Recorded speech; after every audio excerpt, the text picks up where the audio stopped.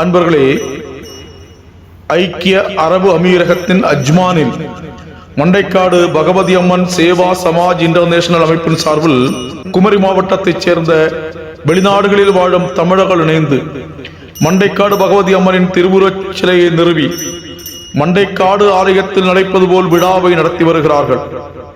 அங்கு நடைபெற்ற பொங்கல் விழாவை நாம் முந்தைய பதிவில் போட்டிருந்தோம். அதேபோல மண்டைக்காடு பகவதி அம்மன் ஆலயத்தில் நடைபெறும் ஒடுக்கு பூஜை மிகவும் பிரசித்தி பெற்றது.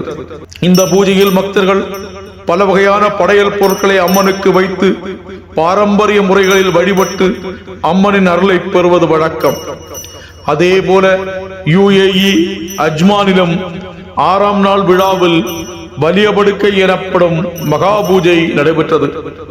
நள்ளிரவு 12 மணிக்கு விரதமிருந்த அம்மன் பக்தர்கள் பகவதி அம்மனுக்கென்று விசேஷமாக தயாரிக்கப்பட்ட உணவு பண்டங்கள், காய்கறிகள் மற்றும் கனி வகைகளை சுத்தமாக மண்பானைகளில் வைத்து வெள்ளை துணியால் மூடி ஊர்வலமாக கொண்டு சென்று படைத்தனர். தொடர்ந்து ஒடுக்கு பூஜை நடைபெற்றது. இந்த நிகழ்வுகளை இந்த பதிவில் நாம் பார்க்கலாம்.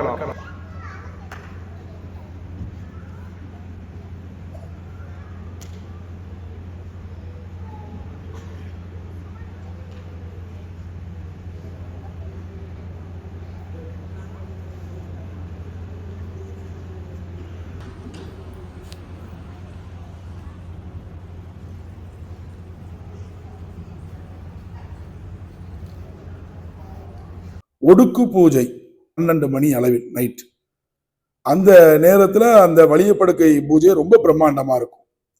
அதற்கு பிறகு செவ்வாய்க்கிழமை ஒடுக்கு பூஜை. இதுதான் அம்பாளுக்கு நிர்ணயம் பண்ணக்கூடிய ஆகாரங்கள் அப்படின்னு சொல்லலாம். என்னன்னு கேட்டீங்கன்னா 21 வகை பதார்த்தங்கள்.